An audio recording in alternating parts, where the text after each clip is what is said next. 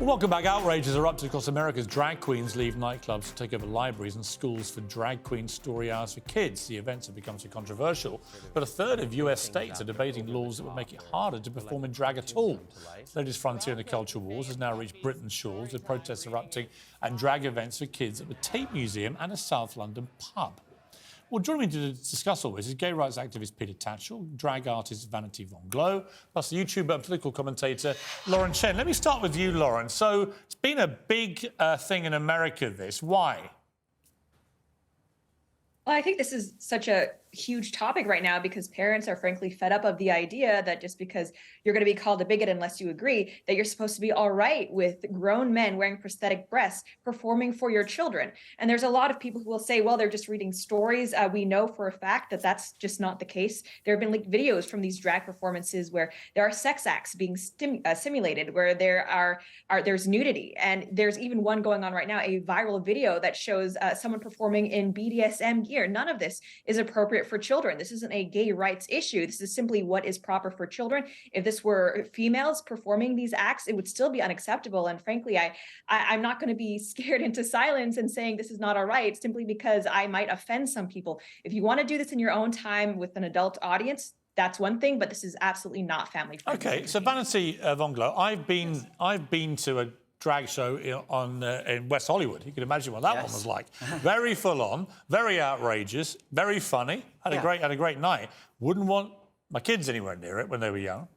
Yeah, that's understandable. I work in Soho in the basement bars, and I wouldn't necessarily want kids at my show either. It would restrict what I'm able to say. And so should they be going into schools or performing at events with kids in that kind of environment? Well, we need to be careful to avoid the type of hyperbole that I think is taking place in America. You know, Cardi B is not the same singer as Barbra Streisand, and the work that she does on stage is not the same as the performances of Barbra Streisand. In the exact same way, drag is a broad church. There's a lot of different performance styles, and it's not always this hypersexualized, stripper-esque performance that's a big part of the drag of burlesque.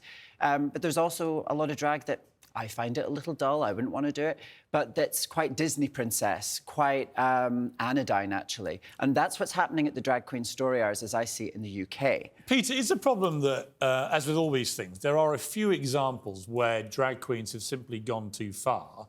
They get caught on camera, that becomes the narrative, and suddenly we move to quite a puritanical response. I mean, for example, when you go to Panto at Christmas, there's normally someone in drag and everyone's laughing and the place is full of kids. So I don't think necessarily it is always harmful to be in a children environment. But it does depend what they're doing. And some of these clips I've seen have been, I think, crossing a line.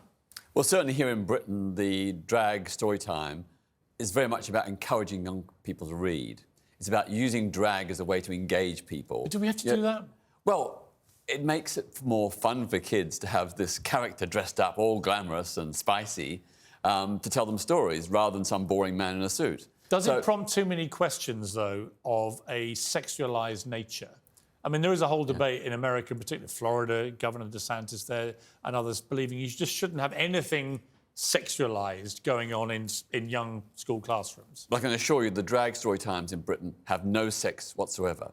It's just simply a man in drag telling stories like anybody else would, wholesome, innocent stories, family stories, and often the parents come along as well. And the reports I've heard from parents is they are delighted that these drag queens have managed to get their kids interested in reading. Piers, you would have taken your kids to see Panto when they were younger, I'm sure. And Lord knows I grew up loving Mrs. Doubtfire, and I've turned out just fine, Piers. I think that the problem is we get this cultural hangover from the States a lot of the time. Of course, there are the odd pictures of people doing the backward splits and all that, where I'm not sure that that's the type of performance that we're describing when we're making a defence of Drag Queen Story Hour. Well, let me ask Lauren on that point. I mean, Mrs. Doubtfire was a hugely popular movie. Did that offend you? Would you watch that as a child? If so, what's the real difference?